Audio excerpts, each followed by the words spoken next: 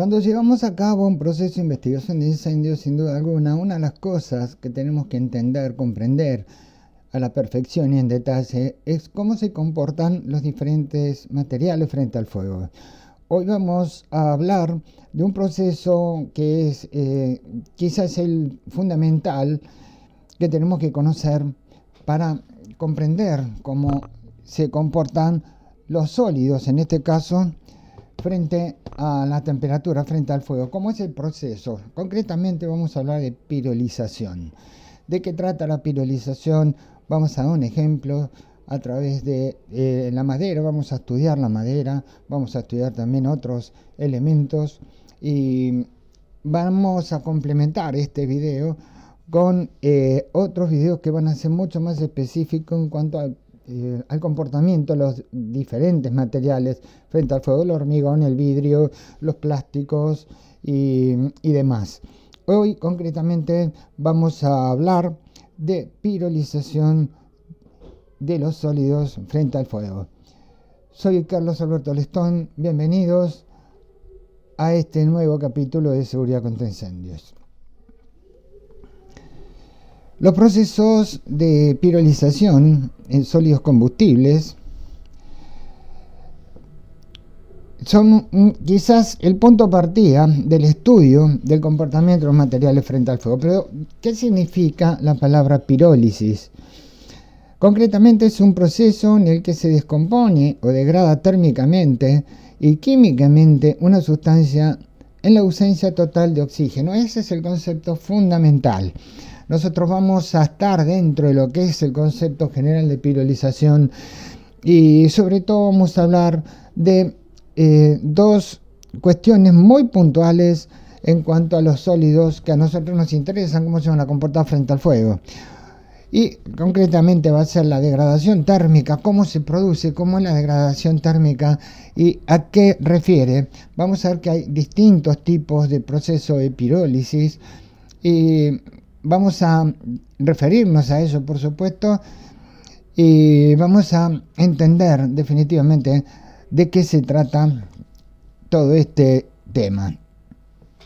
Fundamentalmente, los niveles de aire presentes durante los procesos de incineración, de gasificación y de pirolización tienen mucho que ver con el resultado final. En el tema de pirólisis, en el proceso pirolítico, normalmente son procesos que van a desenvolverse, se van a desarrollar sin presencia de aire. Cuando comenzamos a incorporar en forma parcial el aire a todo este proceso de combustión, se dice que logramos la gasificación de esos combustibles. Y si hay suficiente aire como para generar una combustión mucho más completa, vamos a tener incineración. Este método se distingue de otros como la gasificación y la incineración, los cuales requieren de oxígeno en forma parcial o en forma completa, respectivamente. Este es el área donde nosotros vamos a estudiar, vamos a referirnos durante este video. El sufijo lisis remite al concepto de ruptura. Algo se va a romper, aunque su significado exacto en castellano es descomposición y en química descomposición por rotura de enlaces químicos, como sería la definición correcta y técnica aplicando las ciencias del fuego. Esto fundamentalmente es el punto de inicio para entender cómo es este proceso de pirolización. Es un caso particular de las reacciones químicas llamada de termólisis. Termólisis es termólisis química o termoanálisis químico también, que es un proceso que rompe los enlaces por craqueo o cracking, incorporando calor a toda la molécula. Esta palabra viene del verbo inglés to crack, que significa rajarse o agrietarse y que se suele interpretar como equivalente a romperse. Pero ¿qué es lo que se rompe de todo esto? Lo que se rompe es la molécula que está sometida a la acción del calor. Tenemos una molécula cualquiera que puede provenir del combustible, puede venir de los gases del aire. El proceso que conduce a esa ruptura es la pirólisis y la que se piroliza en la molécula. Es decir, la molécula va a recibir calor y va a entrar en este proceso pirolítico. En este caso no se va a combinar con otros productos, simplemente se va a romper por acción del calor. Tenemos una molécula, por ejemplo, de metano, a la cual vamos a someter a un proceso de adición de calor. Esto va a generar algunas reacciones que van a estar centradas en lo que son los enlaces, en este caso son enlaces covalentes, y que van a romperse, vamos a ver por qué, definiendo dos tipos de compuestos absolutamente distintos a la molécula original. Uno es un metilo, metilo porque le falta un hidrógeno para completar la molécula, y que es muy reactivo y se puede llegar a sumar a otro tipo de sustancias, y por otro lado un radical hidrógeno. La palabra clave es temperatura crítica, es decir, cada temperatura, como en este caso el metano, para que se pueda llegar a producir la rotura de enlaces, hay que llegar a un punto crítico, a una temperatura crítica. De ahí que proviene el concepto de energía mínima de ignición. Muchas veces queremos encender la hornalla de la cocina con un encendedor y a veces está un poco mojado y la chispa no alcanza suficiente temperatura, porque no llega a generar la temperatura suficiente para precisamente hacer este efecto, causar este efecto, la rotura de los enlaces. La temperatura crítica entonces es la temperatura en grados centígrados mínima para que se pueda llegar a provocar dicha ruptura molecular. Una vez que se genera este tipo de efectos, que se rompe la molécula, se van a hacer presentes especies intermedias de la reacción. Durante estos procesos reaccionarios se van a producir y se consumen a su vez productos intermedios o intermediarios o intermedios de reacción, que dependen fundamentalmente del tipo de ruptura de ese enlace. ¿Qué queremos decir? Que cuando una molécula se rompen sus enlaces, ese hidrógeno libre, ese metilo, puede haber un carbono libre, puede haber un oxígeno libre, son productos que naturalmente no pueden existir. En ese concepto, en esa figura como radicales libres o especies intermedias, no pueden existir. Entonces deben combinarse con otros radicales libres que pueden provenir de la misma molécula o de otro tipo de moléculas, y se forman entidades intermedias, es decir, moléculas o semimoléculas que van a mantener una cierta unión entre ellas y que pueden ser reactivas o pueden ser completamente inertes, pero que esto es una consecuencia de esa ruptura original, no de una, sino de todo el grupo de moléculas que están sometidas a la temperatura. Por ejemplo, un incendio. Tenemos un grupo de moléculas que forman parte de una mezcla inflamable. Son moléculas que provienen del combustible y también de los gases del aire, nitrógeno molecular, oxígeno molecular, carbono, hidrógeno, etc. Con el fuego, con el calor, se rompen todas esas moléculas, porque mayoritariamente en un incendio el calor es suficiente como para generar la energía de ruptura de todas esas moléculas, y va a haber una enorme generación de radicales libres, oxidrilos y también metilos. Como no pueden existir en esa forma, se van a combinar entre ellos formando otro tipo de especies intermedias, entidades que como todavía van a estar expuestas a la temperatura, porque sigue el fuego, van a volver a romperse esas nuevas formaciones y se van a volver a liberar. Volvemos a lo mismo, no pueden existir de esa manera, se vuelven a unir, forman otro grupo de entidades, de moléculas, y así sucesivamente en una cadena concatenada. A eso es lo que nos referimos cuando hablamos de reacción química en cadena. Algunos de estos enlaces posteriores, de estas formaciones, empiezan a generarse algunos procesos, por ejemplo los de oxidorreducción, donde va a haber un elemento que se va a oxidar fuertemente, se producen oxidaciones violentas que van a dar origen a lo que posteriormente vamos a conocer como un proceso de combustión. Y de esta manera es como se desarrolla el inicio, como es el inicio de un incendio. Estos efectos pueden ser de dos tipos. Estos tipos de ruptura de enlaces pueden ser ruptura homolítica o ruptura heterolítica. ¿De qué trata esto? Vamos a analizarlos un poquito.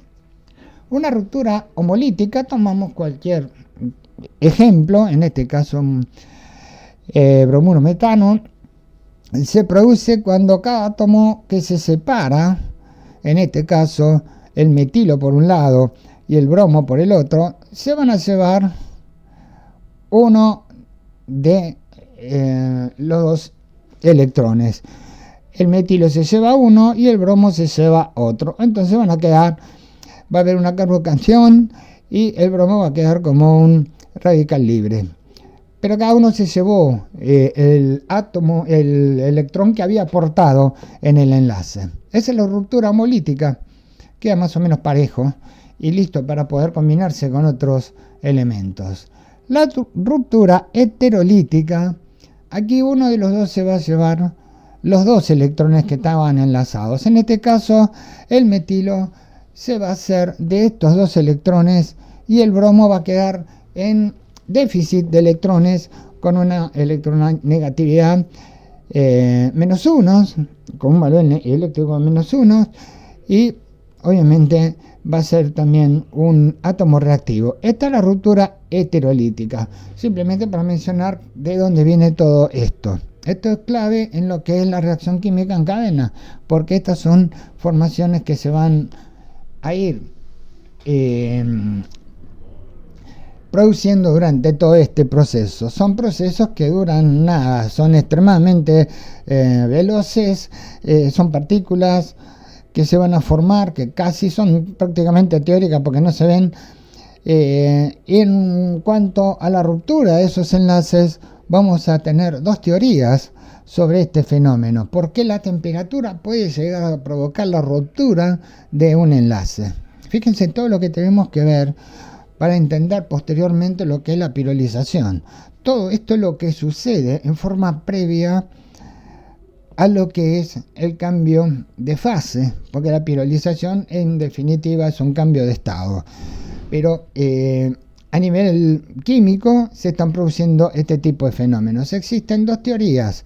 Una de ellas es la que dice que el átomo se excita. La excitación del átomo, los electrones aumentan su energía cinética, es decir, van a girar mucho más rápido alrededor del núcleo, hasta provocar que esa fuerza centrífuga venza a lo que sería, no sé si te acordás, la famosa fuerza centrípeta, la que tenía la piedra que nosotros estamos revolviendo. Bueno, acá es exactamente el mismo concepto.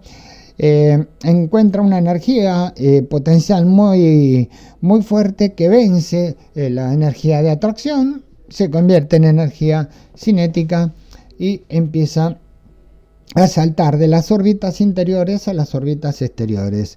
Pero los átomos tienen electrones en la última órbita, que son los electrones de enlace, los que están formando los enlaces covalentes, los enlaces metálicos, iónicos y demás.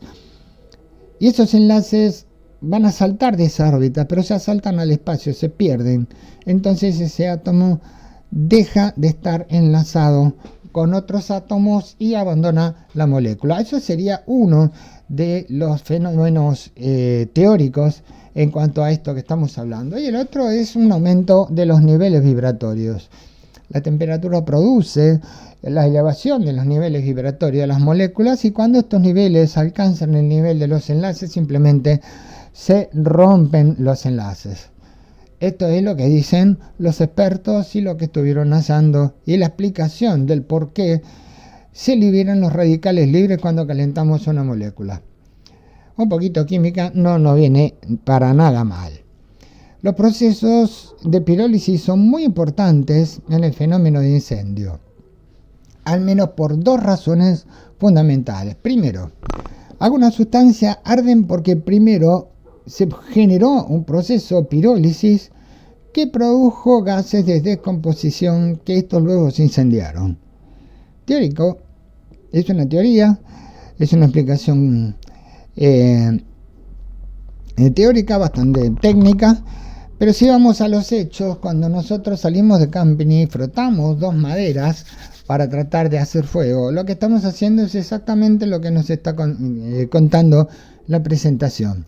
Empezamos a frotar dos trozos de madera, empiezan a calentarse, hay todo un proceso que vamos a analizar, se generan temperaturas suficientemente altas, primero se evapora el agua que va a tener los pedacitos de madera, después empieza a evaporarse parte de ese sólido, se sublima, empieza a generar gases. Esos gases son inflamables y cuando la temperatura de fricción es suficientemente alta, se inflaman esos gases y, aleluya, hemos fabricado, entre comillas, el fuego en el camping. Bueno, eso obedece precisamente a este proceso pirolítico. Y por otra parte, en un incendio que ya fue declarado, que se encuentra en pleno desarrollo, una parte muy importante de los gases tóxicos, corrosivos y venenosos que están en los humos provienen precisamente de la descomposición térmica de los materiales, es decir, son gases de pirolización de los materiales. Son moléculas que rompieron, que se formaron radicales libres, se juntaron y empezaron a formar otras sustancias. Entre esas sustancias, bueno, todo esto que son los gases corrosivos, venenosos, tóxicos y otro tipo de sustancias, CO2, el agua, monóxido de carbono. Todo eso proviene de todo este proceso térmico que deforma a todos los grupos de moléculas y generan estos gases residuales. La temperatura de pirólisis es fundamental. Cada elemento tiene su propia temperatura de gasificación por calor.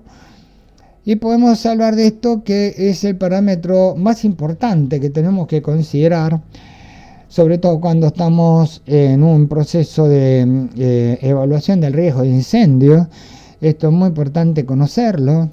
Determina tanto la velocidad de descomposición térmica como también se va a comportar ese material frente a una temperatura, es decir, la estabilidad de la materia prima y los productos de reacción que pueden generar. Esto es fundamental conocerlos. Por supuesto, vamos a tratar de estudiar un poquito en detalle todo este tipo de conceptos técnicos. Y en lo que respecta a los requerimientos de temperatura, las temperaturas que pueden deformar a la materia van de rango de entre 300 a 850 grados, dependiendo del combustible, por supuesto. Y durante la pirólisis se pueden distinguir diferentes niveles de temperatura, también de presiones por la generación de gases calientes, los tiempos de reacción y también la posible presencia o ausencia de gases reactivos o líquidos y también de catalizadores que son importantísimos en el proceso de combustión. La reacción pirolítica puede realizarse, se puede hacer presente a temperaturas por debajo de 400 grados centígrados, por ejemplo en la madera es factible, en las maderas más livianas, más menos compactas, puede llegar a generarse abajo de los 400 grados centígrados. En rangos medios, generalmente la gran mayoría de los combustibles se va a pirolizar entre 400 y 600 grados centígrados. Y también en valores altos, por arriba de 600 grados centígrados, en sólidos que son mucho más compactos, en algunos polímeros, y también, por ejemplo, el caucho, necesita mucha cantidad de calor para poder llegar a desarrollar un proceso pirolítico. Vamos a estudiar cómo es el proceso pirolítico de un combustible sólido, un proceso tipo de un combustible sólido. Podemos definir que cuando la materia orgánica se calienta a temperaturas crecientes, en recipientes abiertos, generalmente se producen los siguientes procesos en etapas sucesivas o también puede estar superpuestas. Por debajo de los 100 grados centígrados, los volátiles, incluida parte del agua, se evaporan. Este proceso lo podemos ver perfectamente bien cuando estamos prendiendo la madera para hacer el asado. Vamos a ver que primero se va a generar una serie de vapores que son de un color gris, un gris apagado. Eso es vapor de agua. Eso es vapor de agua. A medida que van aumentando la temperatura, estas pequeñas nubes grises empiezan a desaparecer. El humo gris empieza a desaparecer. Quiere decir que el agua presente en la madera ya se evaporó, se fue. Y ahí donde comienza a aparecer un humo de color celestito. Si prestas atención la próxima vez, te vas a dar cuenta de este detalle. Ese color celeste que se desprende durante la combustión de la madera al inicio es precisamente la presencia manifiesta de los gases pirolíticos, los gases de descomposición, ya no del agua sino de la madera. Ya no hay agua, esto es la sublimación de la madera.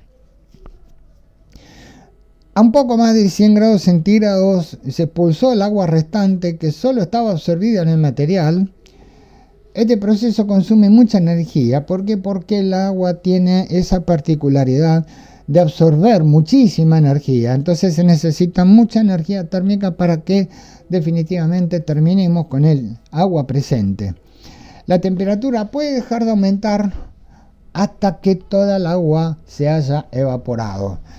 Esto del agua ya lo vamos a ver cuando hablemos del comportamiento de los materiales frente al fuego, que sobre todo en el cemento, en el hormigón armado, en el concreto, para tenerlo presente, es muy importante la cantidad de humedad que puede llegar a tener. También en un sólido como la madera, la cantidad de agua que mantiene una madera seca ronda más o menos 20-25%. O sea que la energía inicial que vamos a exponer la madera se va a gastar en la eliminación del agua presente en ese cuerpo. El agua puede quedar atrapada en la estructura cristalina de los hidratos. Es agua que queda atrapada dentro del sólido, puede prenderse a temperaturas algo más altas, es decir, tenemos que sacar el agua a la fuerza, entonces hay que darle mayor cantidad de temperatura al agua. Estas estructuras cristalinas, si se calientan lo suficiente, se puede desprender agua por evaporación y también se puede llegar a convertir parte de esta agua en sales, anhidro, sales que no van a contener agua, ya porque el proceso pirolítico modificó toda esta estructura cristalina. Y seguimos aumentando la temperatura.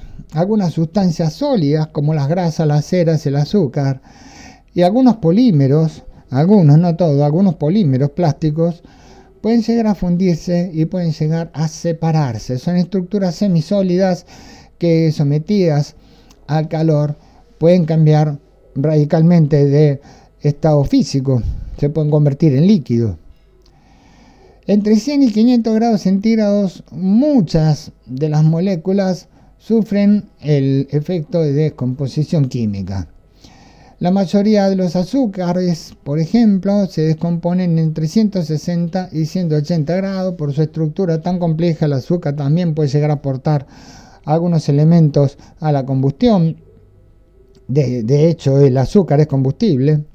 La celulosa, que es el principal componente en la madera, el papel y los tejidos de algodón, se descompone a 350 grados centígrados, menos del 400 que habíamos hablado hace un ratito.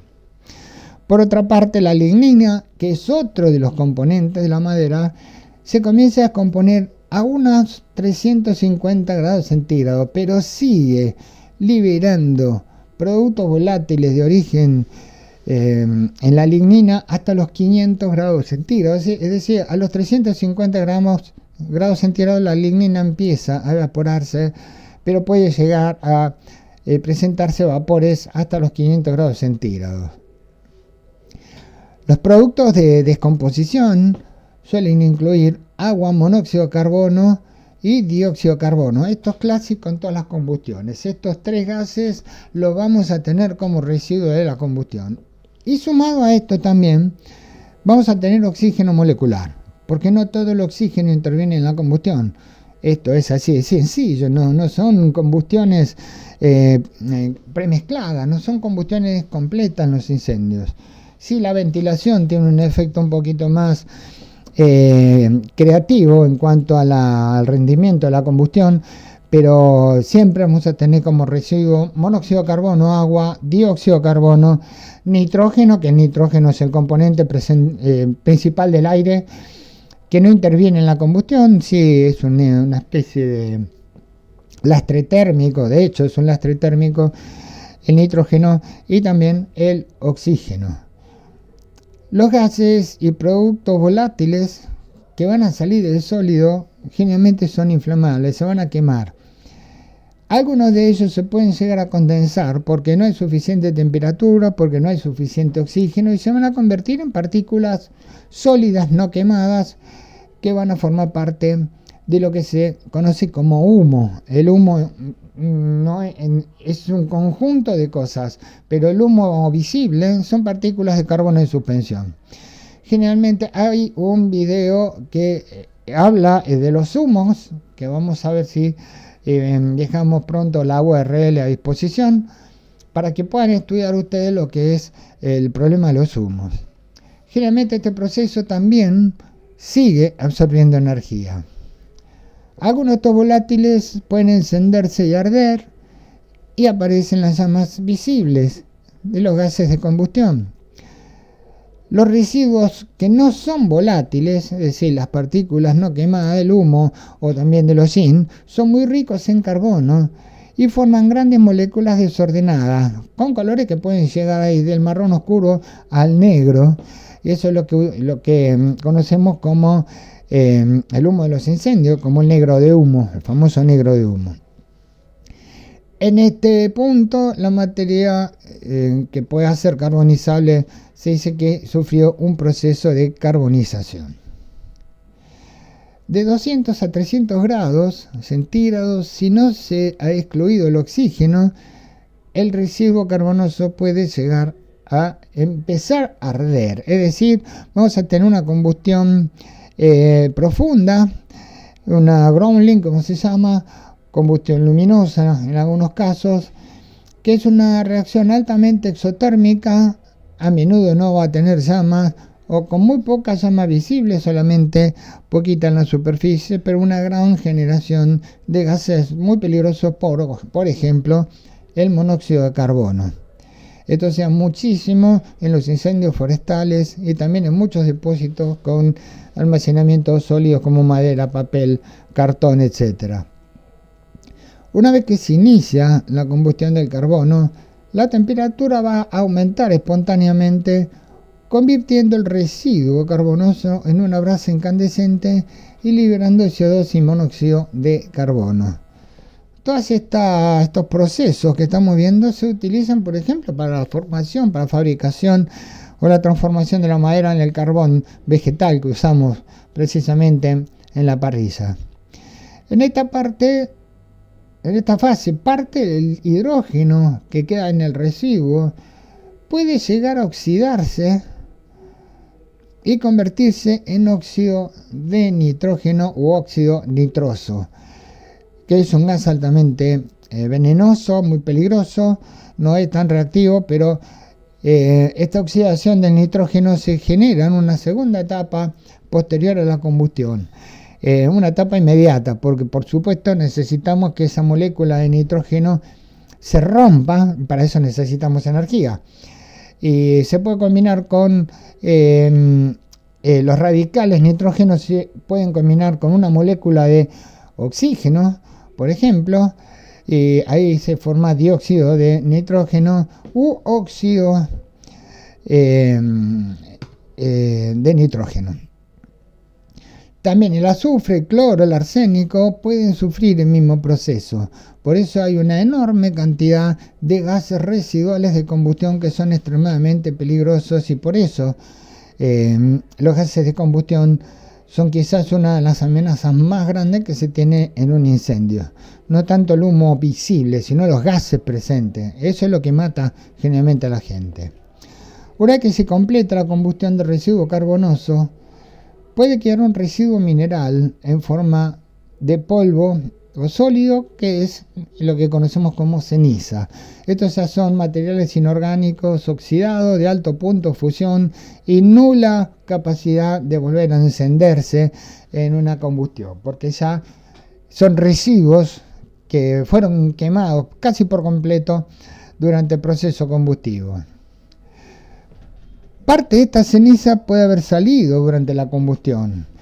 También puede haber sido arrastrada por los gases como cenizas volantes o emisiones de partículas en toda la vorágine de lo que es la dinámica de los humos. Esto puede llegar a arrastrar partículas incandescentes que se terminan de combustionar en el aire y precipita. Eso también es ceniza. Algunos metales presentes en la materia original suelen permanecer en las cenizas como óxidos o como carbonatos. Por ejemplo, la potasa como la conocemos con el nombre comercial, es una sal que es muy rica en potasio y se utiliza principalmente como fertilizante para mejorar el rendimiento de la producción agrícola, entre otros hechos. También lo utilizaban para hacer algunas limpiezas. Otro proceso pirolítico es la pirólisis anhidra. Es un fenómeno que ocurre normalmente cuando un compuesto orgánico sólido se calienta fuertemente en ausencia de oxígeno. La pirólisis anhidra, por ejemplo, es la que se utiliza para transformar la madera en carbón. Los productos de pirólisis materia orgánica que al freír o asar hidrocarburos aromáticos policíclicos, aminas heterocíclicas y aminoimidazol azarenos. Bueno, estos son elementos que son colorarios de este tipo de pirólisis. Simplemente lo estamos mencionando. No vamos a meternos con estas cosas porque si no, no terminamos más con esto. Aunque estos procesos se llevan a cabo también en una atmósfera normal, las capas externas del material conservan el interior sin oxígeno. Por eso es una pirolización, es un proceso diferente al que estamos acostumbrados a ver en un incendio. El proceso también ocurre cuando se quema un combustible sólido compacto como la madera, ya sin tantos hidrocarburos aromáticos o aminas, sino que tenemos los residuos propios de la madera. De hecho, las llamas de un fuego de madera se deben a la combustión de gases expulsados por la pirolización. Son los gases de la madera que son combustibles y van a entrar en combustión, pero no es el elemento físico que entra en combustión, sino que son los gases. Se tiene que evaporar, para decirlo de alguna manera, la madera para que esos gases puedan generar la combustión.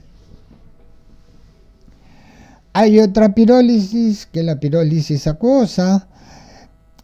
El término se utiliza en ocasiones para denominar la termiosis con presencia de agua, tal como el craqueo por vapor de agua del petróleo, por ejemplo, o la depolimerización térmica de los residuos orgánicos de crudo pesado.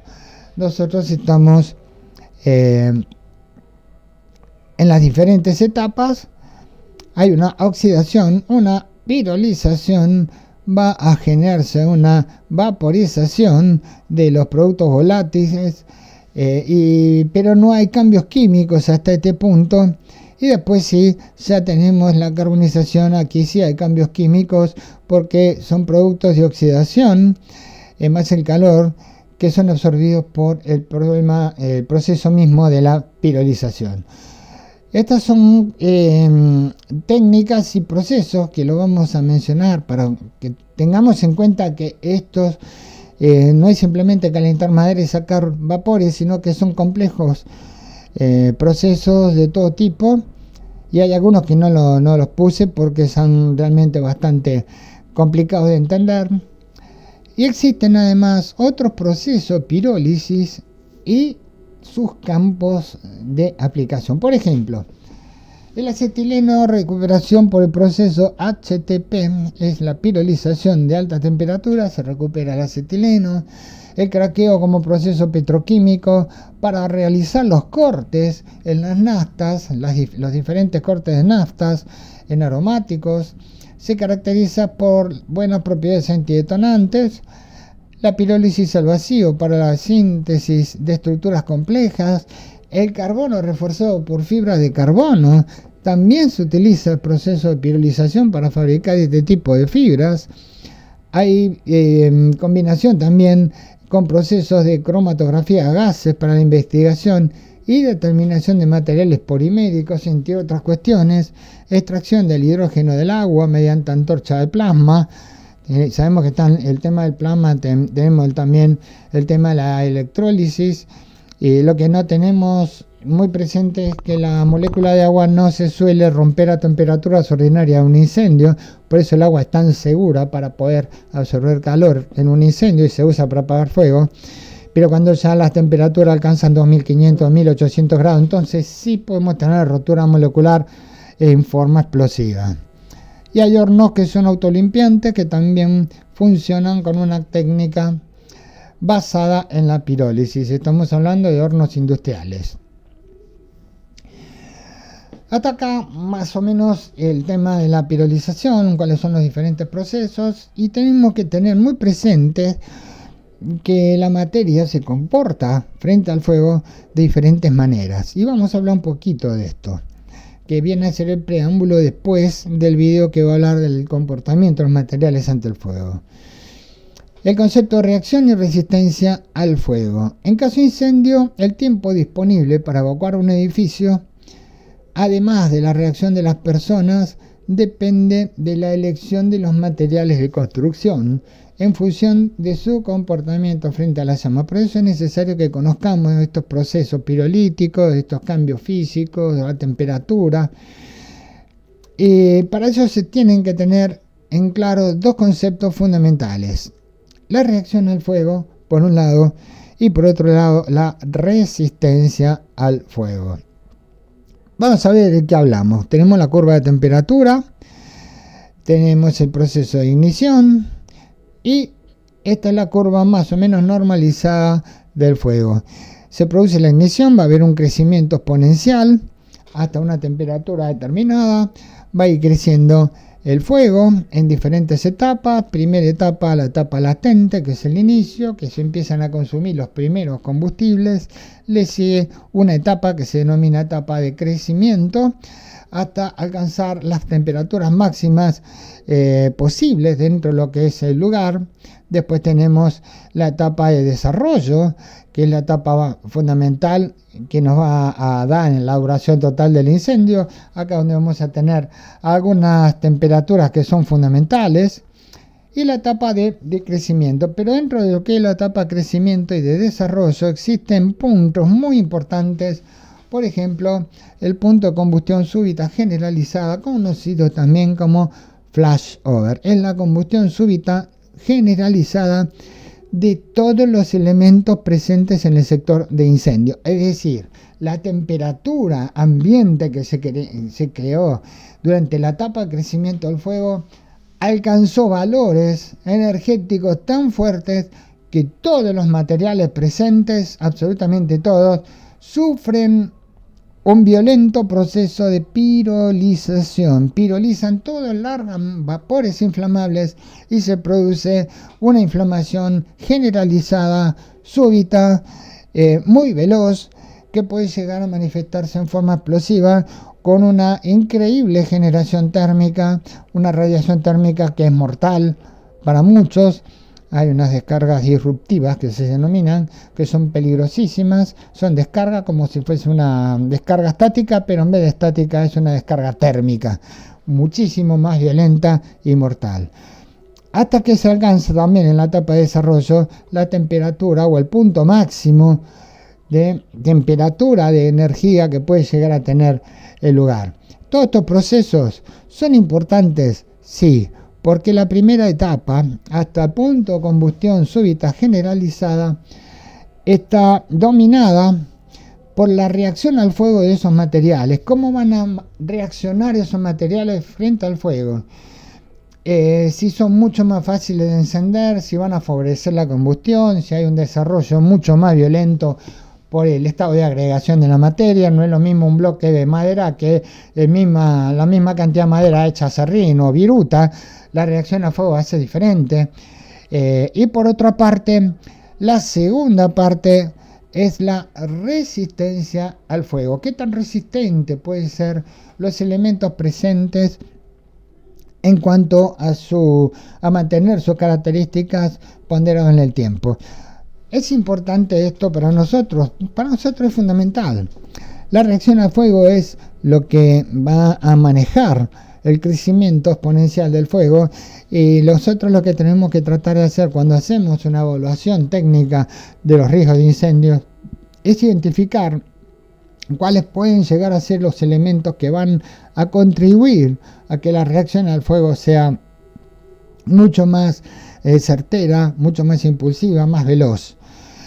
Por otra parte, cuando hablamos, por ejemplo, del sector de incendios, que pronto vamos a sacar un video de sectorización, atento con eso porque va a aparecer también en como estreno, dentro poco, que vamos a hablar de el desarrollo de la carga de fuego dentro de un sector de incendio. Y sabemos que la carga de fuego va a definir en cuanto al tipo de peligro que puede llegar a tener el riesgo de incendio, la resistencia al fuego mínima exigida por la ley, la 19.587, su decreto 351, etcétera, etcétera.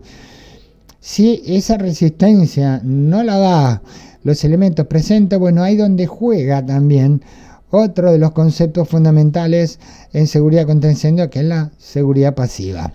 Esto es importantísimo. Tenemos que entender que estos procesos no son procesos sueltos, sino que están todos conectados entre sí, y todo tiene que ver con todo.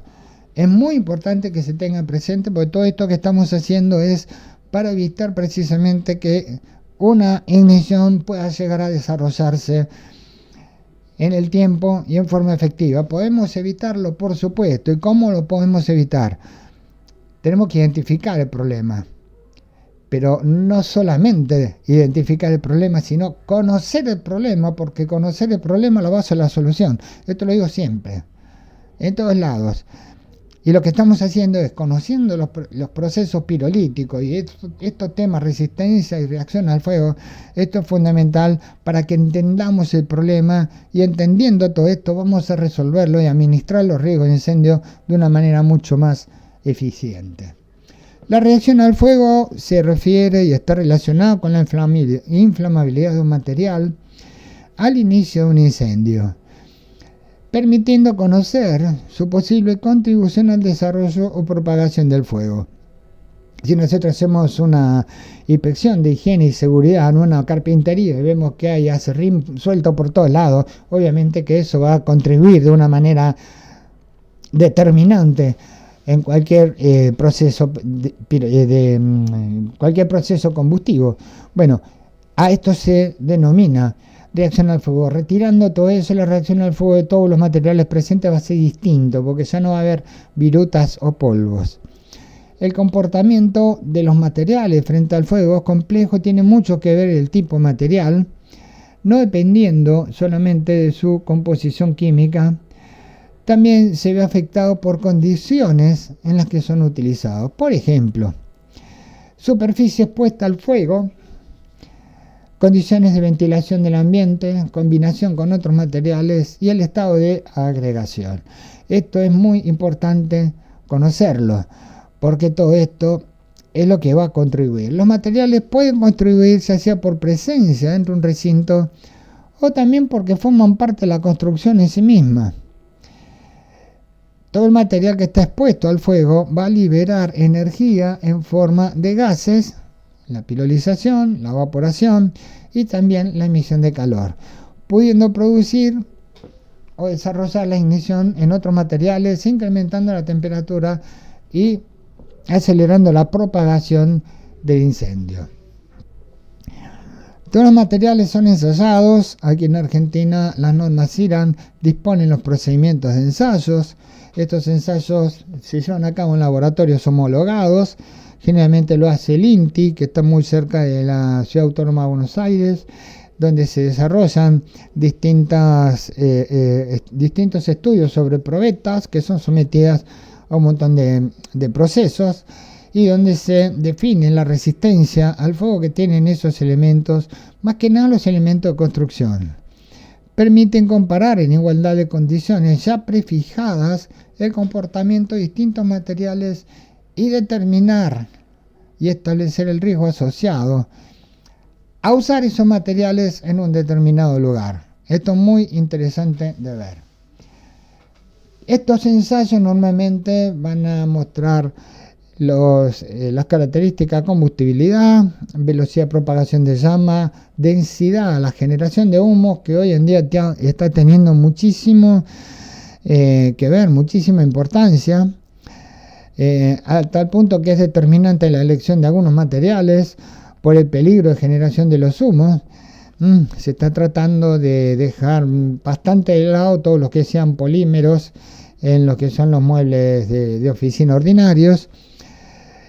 Tasa de generación de humo, inflamabilidad horizontal, vertical, calor de combustión. Bueno, todo este tipo de cosas es lo que un laboratorio homologado obtiene ensayando los diferentes tipos de materiales.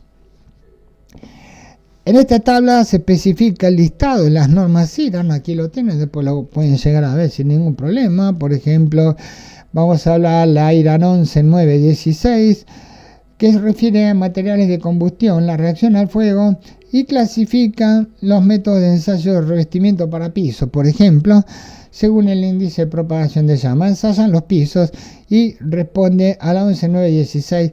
Ahí tenemos toda esa norma dedicada específicamente al ensayo de los pisos. Y cada una de estas, por supuesto, va a remitir seguramente dentro de la norma a otras normas IRAN que refieren al tipo de construcción de esos elementos. Como ensayo de combustibilidad, por ejemplo, la 11912, dentro de un horno se someten 5 probetas de un material que se desea ensayar y se van a dejar calentando en un periodo de 20 minutos, registrando sus temperaturas y las del horno, la de la superficie y del núcleo de la probeta, controlando la aparición y duración de las llamas sostenidas. Las llamas sostenidas hablan de aquellas que duran más de 5 segundos. Y la manera de controlar todas estas temperaturas es por la incorporación de termocuplas en cada uno de estos elementos que van a mandar la información a una computadora. Los materiales y productos se pueden clasificar en distintas categorías según su reacción al fuego, y para entender esta clasificación es importante considerar la combustión súbita generalizada, que es el preciso momento en que los materiales combustibles que no estuvieron involucrados en el proceso combustivo original van a comenzar a arder, acrecentando su temperatura en la habitación, y esto aumenta la velocidad de propagación y multiplica muchísimo la velocidad de desarrollo del incendio en todo el establecimiento. Por eso es importante tener en cuenta el concepto de la carga de fuego, por supuesto, pero fundamentalmente de la sectorización y la compartimentación contra el fuego. La compartimentación tiene 4 puntos que son fundamentales. Un sector de incendio no puede tener más de 1000 metros cuadrados. Un sector de incendio puede llegar a estar hasta 2000 metros cuadrados siempre y cuando cuente con rociadores automáticos. Tercero, también tiene que haber una salida de emergencia. Ese sector de incendio tiene que estar conectado con una salida de emergencia, y también tiene que responder a las exigencias del estudio de la carga de fuego en cuanto a resistencia al fuego de los materiales presentes. Son 4 conceptos que van a definir lo que es un sector de incendio. Hay un video que vamos a sacar sobre sectorización. ¿Cuál es la diferencia entre reacción al fuego, resistencia al fuego y estabilidad al fuego? Son conceptos técnicos pero muy importantes. Para medir la resistencia al fuego se realiza el ensayo descrito en la IRAN 11950 o similares, por ejemplo ISO, UNE, ICDM, etcétera, que más o menos son coincidentes en cuanto a las exigencias del ensayo. Se emplea un horno donde se coloca el muro a ensayar, por ejemplo, un panel, una puerta, y en el caso de paredes o muros, las medidas mínimas a ensayar son 3 metros por 3 metros y después el espesor lo van viendo de acuerdo a los diferentes ensayos. Adentro hay quemadores de gas que simulan un incendio, más o menos en las condiciones reales, y ahí donde se comienzan a medirse los comportamientos, las dilataciones de los materiales y el comportamiento general. Así se hace el tema de los ensayos descritos en la norma IRAN 11950. Acá vemos algunas fotos. Estas fotos pedí autorización. Es un laboratorio homologado acá en la República Argentina que me permitieron utilizar. Son instantáneas, son fotos que tienen derecho de autor, pero me dieron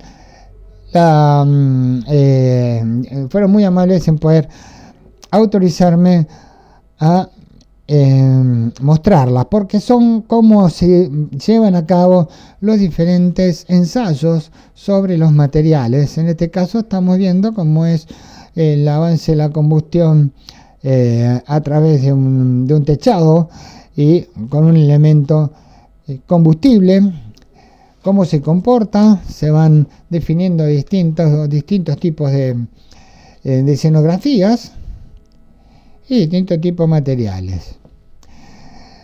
Y se están usando mucho lo que se denomina euroclases de reacción al fuego. ¿Por qué? Porque las euroclases, si bien son europeas, concretamente se utilizan mucho en España, se toman como referencia también, al punto de que la NFPA estadounidense está a punto o en conversaciones para hacer, junto con las normas se prevén españolas, una especie de convenio para utilizar más o menos los mismos conceptos normativos. Esto sería realmente muy, muy interesante, porque las normas europeas tienen también una enorme importancia, porque han estado permanentemente ensayando materiales. Las euroclases, bueno, A1, A2, euroclase B, C, ahí tenemos en cuanto a su reacción al fuego, cómo se denomina, cuál es la característica. Euroclase clase 1, A1 es un material que no es combustible y no tiene contribución al fuego, pero si vamos a una euroclase D, es un material combustible con contribución media al fuego, velocidad de propagación, etcétera, etcétera, etcétera. Todo esto es muy interesante tenerlo presente. Lo podemos tomar como referencia acá en Argentina, porque está avalado también. Indicadores según la opacidad del humo. Esto es algo que tiene que ver con la visibilidad. S1, S2, S3, que tiene que ver con la producción baja, media y alta de los humos, cómo se comportan los elementos, la velocidad de propagación del humo, la producción total de humo en 10 minutos, y vamos teniendo los distintos parámetros de cada uno de estos elementos. Aumenta la producción de humo junto con el número. El S3 es lo que mayor cantidad de humo produce cuando entra en combustión. También tenemos indicadores referidos al goteo de algunos elementos, que generalmente son polímeros, donde también se estudia este tipo de cosas, y esto más que nada sirve para dos cosas. Primero, para prevenir un incendio, evitando el uso de estos materiales, pero también en la investigación de incendios. Estos son puntos importantes, porque me van a demostrar qué fue lo que se estuvo derritiendo, por qué se derritió, y esto me va a dar la pauta, conociendo o sacando una muestra de ese material, qué temperatura se pudo haber originado en el lugar, y eso es muy importante en materia de investigación. Hay alguna gama de productos que requieren clasificaciones especiales en la construcción. Son, por ejemplo, los revestimientos para los suelos. Tienen una clasificación especial, pero con un subíndice FL, que quiere decir floor, que es suelo en inglés. No es necesario ensayar la caída de gotas inflamadas, no tiene sentido, porque no se van a caer, ya están en el suelo, pero sí son necesarios distintos ensayos para distinguir una clase de otra, por ejemplo, el flujo crítico, la formación de charcos líquidos. Otros que son productos lineales para aislar la tubería, de clasificación similar, que pueden también tener caída de gotas inflamadas, va acompañada por un subíndice L. Los cables eléctricos, hoy en día tenemos una infinidad de nuevas formulaciones de cables eléctricos. Hay cables eléctricos que directamente son incombustibles, no se pueden llegar a encender, pero hay otros que sí, si entran en combustión pueden llegar a generar una enorme emisión de humos y también gases altamente ácidos y peligrosos. La reacción al fuego es la respuesta en general de un material en cuanto a su propia descomposición frente al fuego al que estuvo expuesto, en condiciones específicas. Este es un concepto que tenemos que tener muy presentes cuando estamos estudiando todos los temas de pirolización y el comportamiento de los materiales. Todos los productos que tienen algún tipo de material inflamable tienen que pasar una serie de pruebas experimentales y tras ello son clasificados según el nivel de inflamabilidad de ese material. En las sociedades modernas, en los países desarrollados, estos conceptos son fundamentales. Desafortunadamente, en países en vías de desarrollo, o que todavía no hemos tenido un desarrollo muy específico sobre este tipo de situaciones, esta clasificación todavía no se conoce, pero sí es muy importante tener una clasificación según el nivel de inflamabilidad de los materiales para poder prevenir durante el diseño de algún escenario en algún establecimiento, para evitar aquellos materiales que pueden llegar a tener un cierto nivel de inflamabilidad. El objetivo de evaluar la reacción frente al fuego es comprobar el comportamiento de los materiales en caso de incendio, algo lógico. Pero también los ensayos controlados reproducen cómo van a comportarse en el supuesto escenario del incendio, desde el principio hasta el final del incendio, y también variando el tema de la ventilación, cómo se van a comportar. Todos estos ensayos están escritos. Miden fundamentalmente la emisión de humos, caída de partículas inflamadas, presencia de gotas, emisión de calor, propagación de llama, velocidad de llama, y también cómo van incrementando la radiación de calor a medida que se van quemando. El otro concepto es el concepto de reacción al fuego, que es una característica que ya es propia de un material y trata de significar una magnitud relativa con la que esos materiales pueden favorecer el inicio y desarrollo del incendio o directamente retardarlo. Hay muchos materiales que se comportan de diferentes maneras. También la forma de evaluar estas características son ensayos normalizados. En cuanto a la carga de fuego, los materiales orgánicos presentan valores de carga de fuego caracterizados por su valor calorífico, y este es un punto que tenemos que tener muy presentes. La madera tiene un valor calorífico de 4.400 kilocalorías por kilogramo. Es un valor característico, es el valor calorífico, es el poder calorífico de la madera, que nunca se va a modificar por más que a esa madera le hagamos una protección con barnices o pinturas intumescentes o paneles de roca, lo que sea, que estamos agregando elementos para que esa madera no se prenda a fuego tan fácil. Estamos modificando la reacción al fuego, pero no el poder calorífico de la madera, siempre va a ser el mismo. Esto tenemos que tenerlo muy presente. La emisión de humos y gases tóxicos, alrededor del 80% de las víctimas mortales son por aspiración de los humos, y por este efecto podemos llegar a tener diferentes mecanismos de intoxicación. Uno es por opacidad y otro por toxicidad de los humos, algo que vamos a hablar en un capítulo específico. La resistencia al fuego hace referencia a la capacidad de un elemento constructivo de mantener durante un periodo de tiempo su estabilidad, la estabilidad estructural y la estanqueidad o integridad al fuego frente a humo, gases calientes derivados de combustión. Esta es una característica que nosotros definimos por ley cuando hacemos primero una sectorización adecuada y hacemos una evaluación de la carga de fuego del lugar.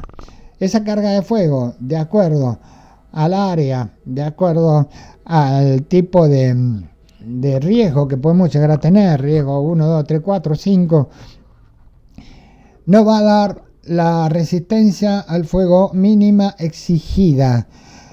Si estos elementos no alcanzan esos valores, es donde nosotros vamos a tener que disponer soluciones en cuanto a protección pasiva. Tenemos que darle mayor resistencia al fuego con alguna pintura, algún elemento, algún revestimiento. Esta resistencia al fuego de un elemento frente al fuego está acompañado por números. Estos números son minutos que van del 15 al 360 y significa el tiempo que van a estar aguantando sin que tengan ningún tipo de debilitamiento. Es decir, tiene que estar garantizado sus características originales. ¿Qué pasa? Por ejemplo, la mínima exigida era 90, una resistencia al fuego 90, son 90 minutos que tiene que aguantar esa estructura sin problema. ¿Qué pasa en el minuto 91? Ya no me interesa. La norma me dice 90, son 90. Cumple hasta 90, fenómeno. Son valores propios de esto. La clasificación de estos productos de construcción, a partir de su resistencia al fuego, los elementos portantes, los que forman el esqueleto, no tienen funciones de separación contra el fuego. Paredes, suelo, tejado, vigas, balcones. Los elementos que son portantes pero con funciones de separación contra el fuego, paredes, suelos y cubiertas. Después tenemos productos y sistemas de protección de los elementos o parte portante de la obra, como por ejemplo revestimientos y placas, que son elementos fundamentales en protección pasiva. Y otros elementos que no son portantes o parte portante de las obras, por ejemplo los muros exteriores, suelos elevados, puerta cortafuegos, así como sus dispositivos de cierre. Todos estos elementos están homologados, por supuesto. Y todos aquellos productos utilizados en sistemas de ventilación, sobre todo, tenemos que tener una gestión de riesgo en el tema de los conductos, porque tenemos que los conductos que conducen o comunican varios sectores de incendio tienen que tener su separación, si no el sector de incendio no va a ser absolutamente efectivo.